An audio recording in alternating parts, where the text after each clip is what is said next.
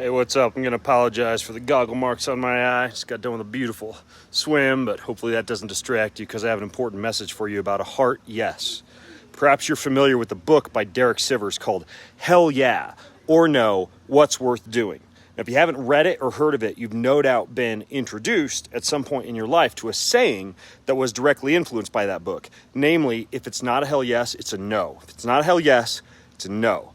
Now, for the most part, I think it's a pretty good bit of advice to live by, especially when making important decisions or weighing the prioritization of the many opportunities that inevitably come the way of most humans these days. However, the part that Derek and this saying largely leaves out is the consideration of seeking God's wisdom and discernment in any decisions, large or small, that we make. So lately, I've been making it a point to ask God to guide my decision making for more clarity. So what does that process look like?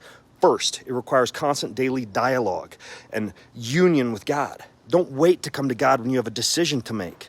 Instead, worship God daily, praise God daily, talk to God daily, pray without ceasing to that higher power, and perhaps most importantly, make space in your busy life to slow down and listen to God daily. After all, in the Bible, God meets with this prophet named Elijah. But in 1 Kings, it says that it required silence. It says there was a great wind, so strong that it was splitting mountains and breaking rocks in pieces before the Lord, but the Lord was not in the wind. And after the wind was an earthquake, but the Lord was not in the earthquake. And after the earthquake, a fire, but the Lord was not in the fire. And after the fire, a sound of, you guessed it, sheer silence.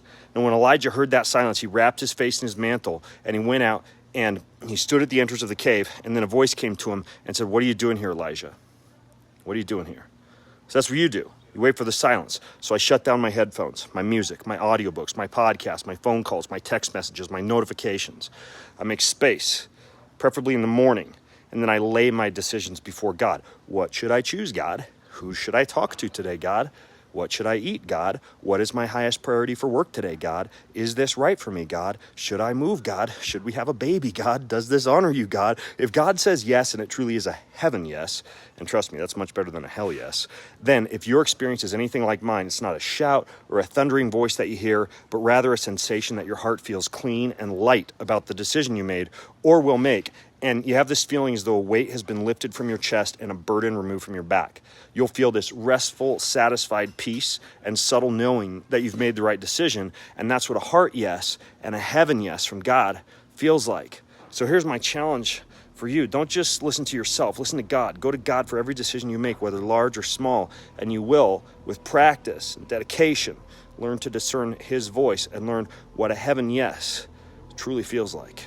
Try it out.